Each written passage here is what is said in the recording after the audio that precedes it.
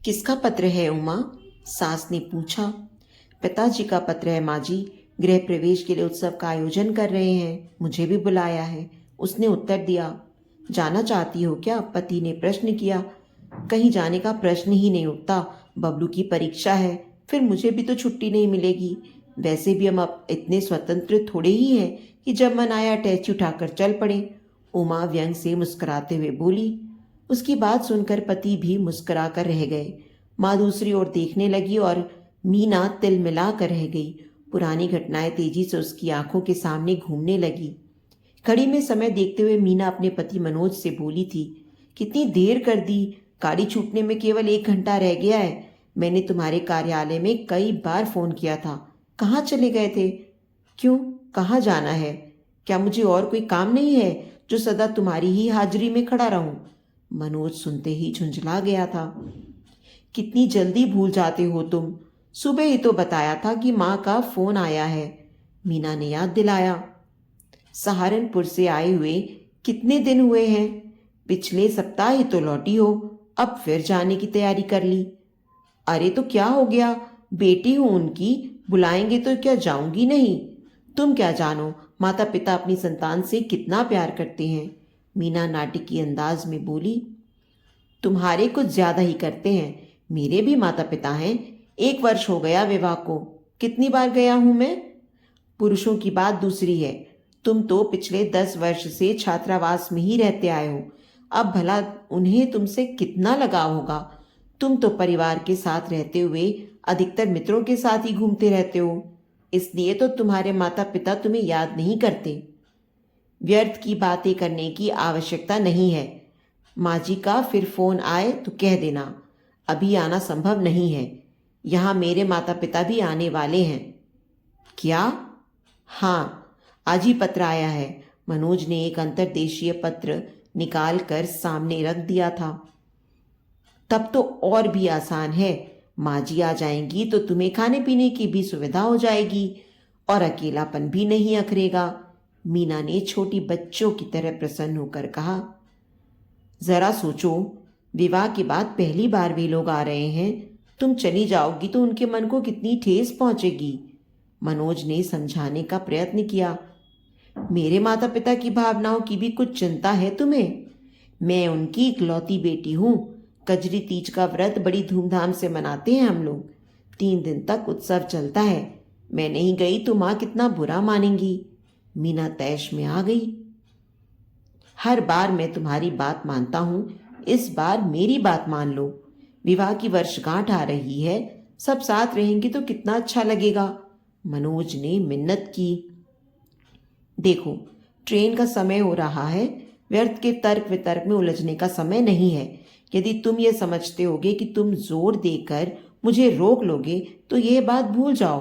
तुम मेरे साथ नहीं चले तो मैं स्वयं ही चली जाऊंगी। स्टेशन तक का मार्ग मुझे भी मालूम है, मीना का उत्तर था।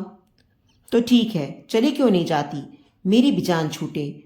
माता पिता से इतना ही प्यार था तो विवाह क्यों किया था? मनोज क्रोध में इतनी जोर से चीखा कि मीना एक क्षण को तो स्तंभित रह गई, किंतु दूसरे ही क्षण चेहरा क्रोध से लाल हो गया और वह फूट फूट कर रो पड़ी।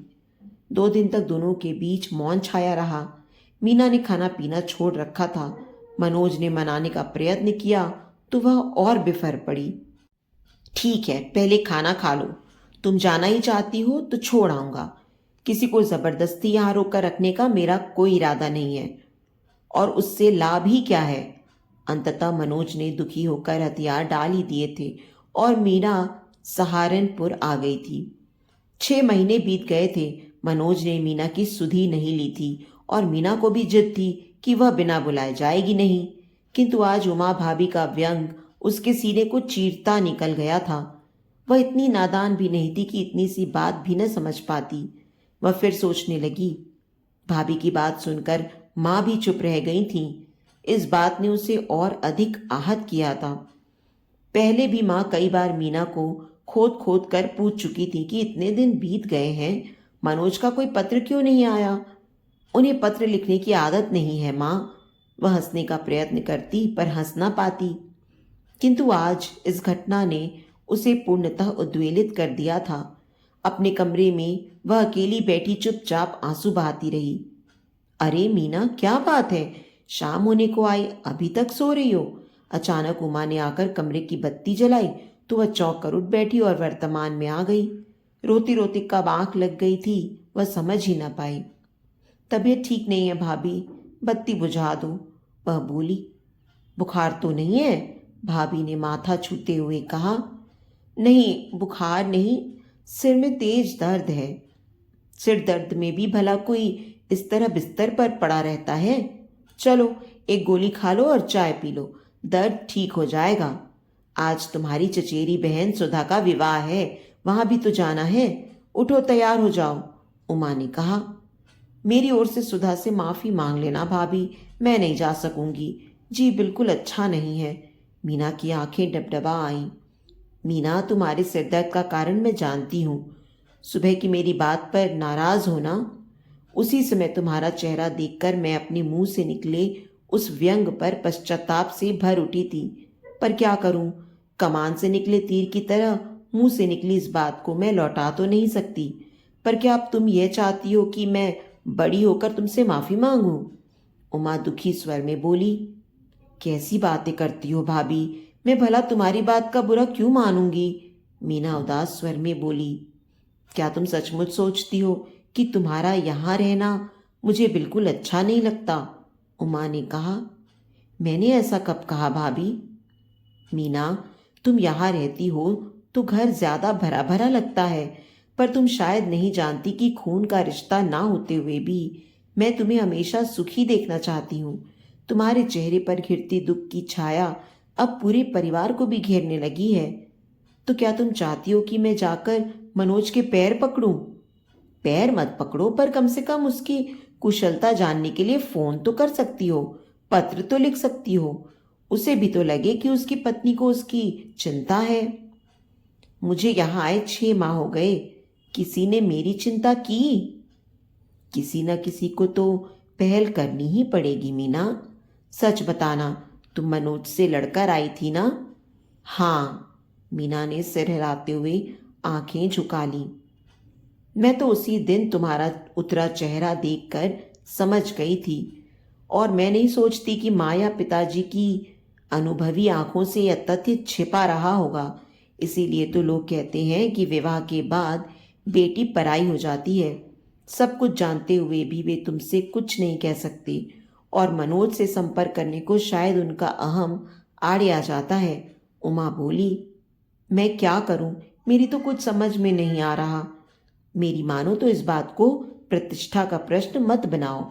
ये छोटी छोटी बातें ही वैवाहिक जीवन में विष घोल देती हैं। मनोज और उसके परिवार के लोग भले हैं, पर वे भी शायद हम लोगों की तरह पहल नहीं करना चाहते। अब तो तुम्हें ही निर्णय लेना है कि तुम क्या चाहती हो, उमा ने समझाते हुए कहा। तुम दोनों यहाँ छिपी बैठी हो और मैं सारे घर में ढूंढ आई। तभी माँ जी आ गई और दोनों की बातचीत बीच में ही रह गई। मीना की तबीयत ठीक नहीं है माँ जी, वह विवाह में नहीं जाना चाहती। उमा ने सास की ओर देखा। क्यों, क्या हुआ? सिर में दर्द है। अरे, इसका तो चेहरा उतरा हुआ है। ठीक है, तुम ही चली जाओ, इसे आराम करने दो। मैं अकेली नहीं जाऊंगी। मीना नहीं जा रही तो आप चलिए, उमा बोली। ठीक है, चलो मैं चलती हूँ। जल्दी तैयार हो जाओ, देर हो रही है। सबके जाते ही मीना उठी। उमा भाभी से बातचीत करके उसका मन काफी हल्का हो गया था। वह दिल्ली मनोज को फोन करने का प्रयत्न करने लगी, पर जब बहुत देर तक संपर्क नहीं हुआ तो उसका मन अजीब सी आशंका से भर उठा। तभी उसे याद आया कि मनोज के पड़ोसी लाल भाई का फोन नंबर उसके पास है, अतः उसने उनसे संपर्क करने का निश्चय किया। नमस्ते भाभी जी, मैं मीना बोल रही हूँ। मनोज कैसे हैं? काफी दिनों से कोई समाचार नहीं मिला। मीना लाल भाई की पत्नी की आवाज पहचान कर बोली। अरे मीना बोल रही हो, क्या हो गया तुम्हें? इस बार तो मायके जाकर जम ही गई, यहाँ आने का नाम ही नहीं ले रही। एक क्षण को मीना मौन खड़ी रह गई। किस मुंह से कहे कि वह मनोज की प्रतीक्षा में आंखें बिछाए बैठी है। हेलो, लाल भाई की पत्नी पुनः बोली। जी हाँ, मैं बोल रही हूँ। आवश्यक कार्यवश नहीं आ सकी, बहुत देर से मनोज को फोन करने का प्रयत्न कर रही हूं, पर मिला ही नहीं। वे कैसे हैं? कैसे होंगे? तुम्हारी अनुपस्थिति में रंगरलियां मना रहे हैं। हर दूसरे दिन नई लड़की के साथ घूमते नजर आते हैं। मैंने तो समझाया भी, पर कौन सुनता है। तुमने फोन किया तो मैंने बता दिया, परंतु मेरा नाम मत लेना, व्यर्थ ही मनोज बुरा मानेगा, वे बोली। घर के सदस्य विवाह से लौटे तो मीना अस्त व्यस्त दशा में बैठी थी। चेहरा आंसुओं में भीगा था। क्या हुआ मीना? देखते ही सबने संवेद स्वर में पूछा। मुझे दिल्ली जाना है, वह शून्य में देखती हुई बोली। अब इस समय? रात के 12 बजे हैं। भैया आश्चर्यचकित हो बोले। पर क्या हुआ? मां उलझन भरे स्वर में बोली। मुझे यहां भेजकर मनोज रंगरलियां मना रहा है। तुम्हें कैसे मालूम? पिताजी ने पूछा। उनकी पड़ोसिन ने बताया, मैंने फोन किया था। सुबह चली जाना, इतनी देर में कुछ नहीं बिगड़ेगा, तुम्हारे भैया जाकर छोड़ आएंगे, पिताजी बोले। वह रात बच्चों को छोड़कर सब ने आंखों में ही काटी। दूसरे दिन सूर्योदय के पूर्व ही मीना पहली बस पकड़कर भैया के साथ दिल्ली रवाना हो गई। दोनों भाई बहन घर पहुंचे तो मनोज तो नहीं था, पर उसकी माँ वहां थी। आप कब आई माँ जी? अभिवादन के बाद भैया ने पूछा। मैं तो 4 महीने से पूरे परिवार को छोड़कर यहाँ पड़ी हूँ। सोचा था मनोज का विवाह हो गया तो उसकी चिंता करने की आवश्यकता नहीं है, पर वह लगभग 4 महीने पहले बहुत बीमार हो गया था और मीना सहारनपुर जाकर ऐसी बैठी कि अपने परिवार को भूल ही गई, मनोज की माँ शिकायत भरे स्वर में बोली। सचमुच गलती मीना की है माँ जी, पर इस बार क्षमा कर दीजिए, ना समझ है, आगे से ऐसी भूल नहीं होगी, भैया बोले। कैसी बातें करते हो बेटा? मैं तो प्रसन्न हूं कि घर की लक्ष्मी घर आ गई है। अब अपना घर संभाले और मुझे मुक्ति दे, वे बोली। मनोज काफी रात गए घर लौटा। वह मीना को देख हैरान हो गया। यह कोई घर आने का समय है? मीना एकांत पाते ही बोली। उत्तर में मनोज अपनी हंसी ना रोक सका। इसमें हंसने की क्या बात है? मीना ने नाराजगी से कहा। नहीं, हंसने की कोई बात नहीं है, पर अब तो रोज ही मुझे इस प्रश्न का उत्तर देने के लिए तैयार रहना पड़ेगा, मनोज बोला। मुझे लाल भाई की पत्नी ने सब बता दिया है, मीना ने आंखें तरेड़ते हुए कहा।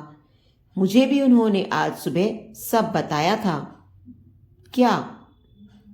यही कि अब तुम्हारे लौटने में अधिक देर नहीं है। यानी कि उन्होंने सब झूठ कहा था? ये तो तुम उन्हीं से पूछो। मैं बिना बुलाए आ गई, इसलिए अपनी विजय पर इठला रहे हो? कैसी बातें कर रही हो मीना? हम दोनों क्या अलग हैं जो मैं अपमान और सम्मान जैसी ओछी बातें सोचूंगा? तुम अपने घर आई हो, इसमें शर्म कैसी? रही बात मेरे वहां आने की, तो एक बार लिखा होता या फोन ही कर दिया होता तो मैं सिर के बल दौड़ा आता। मुझ पर अपना जरा सा भी अधिकार समझते हो तो बिना बुलाए आ सकते थे। आ सकता था, पर सच कहूं? कहो। तुम ठहरी इकलौती बेटी, याद है मेरे मना करने पर तुम कितने क्रोध में यहां से गई थी? वहां जाने पर तुम मेरा अपमान कर देती और मेरे साथ ना आती तो शायद मैं सह ना पाता। मीना सोच रही थी कि मनोज के विचार कितने सुलझे हुए हैं, और एक वह है जिसने अपनी हठधर्मी के कारण सबके जीवन में विष घोल दिया। वह तो उमा भाभी ने बचा लिया, नहीं तो शायद पछतावे के अतिरिक्त कुछ भी हाथ ना लगता। तो दोस्तों, उम्मीद करती हूँ कि हमारी एक कहानी आपको दिल से छू गई होगी। अगर इस कहानी ने आपके दिल में कोई कोना जगाया हो तो प्लीज़ इस वीडियो को लाइक करें और इसे अपने दोस्तों और परिवार के साथ भी शेयर करें। अगर आप हमारे चैनल पर नए हैं तो इसे सब्सक्राइब करना बिल्कुल ना भूलें, और हाँ, नोटिफिकेशन बेल को ज़रूर दबाएं ताकि हमारी अगली कहानी का अपडेट सबसे पहले आपको मिले। आपके प्यार और समर्थन का हमेशा इंतज़ार रहेगा।